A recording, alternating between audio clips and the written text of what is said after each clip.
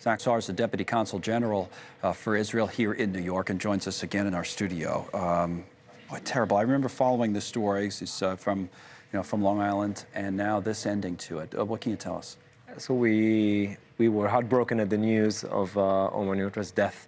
He was a brave American Zionist who chose the way, the path of being a combat soldier, and also this way chose him of command, and yeah, this is very difficult day for all of us. Yes. And on October 7th, he was murdered and kidnapped by Hamas What do we know terrorists. about the circumstances because again, the thought was that we knew he was there, but the thought was he was had been taken hostage. What do we know about what happened? So we knew that he was injured from some forensic evidence that were on the ground, but it was very difficult to say whether he's dead or alive. Right. And it takes a lot of effort and intelligence and evidence, forensic evidence, to make such a statement. Unfortunately, what we have collected is now sufficient to say with a lot of certainty that he's dead. He was killed that day.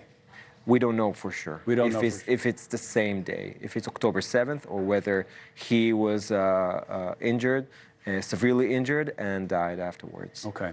Now, his parents, people might remember, had spoken at the Republican National Convention over the summer. I do want to play a clip from that, and then we'll come back and finish this conversation. This was over the summer.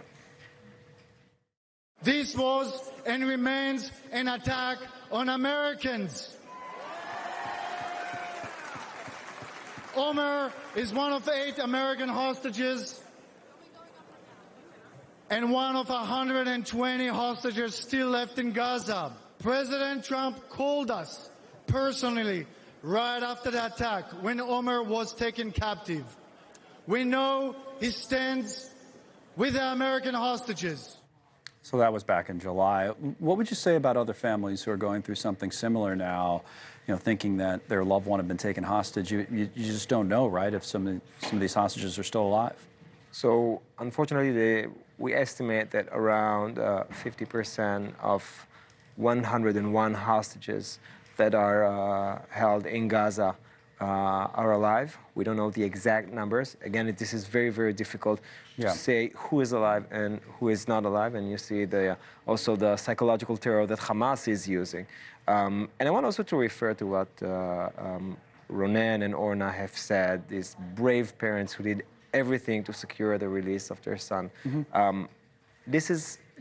There are also American citizens there. Yes. And this is what we see is a threat on America, what's happening in the Middle East, not just on Israel. And we share interests and values, and we are at the forefront of this war, and we will do everything possible to make sure that Hamas let them go.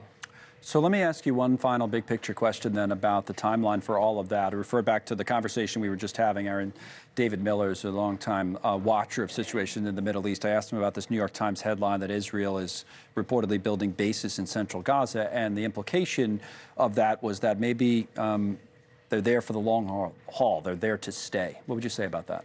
I would say that they are there to make sure that we let them go back home as soon as possible, and we eliminate Hamas.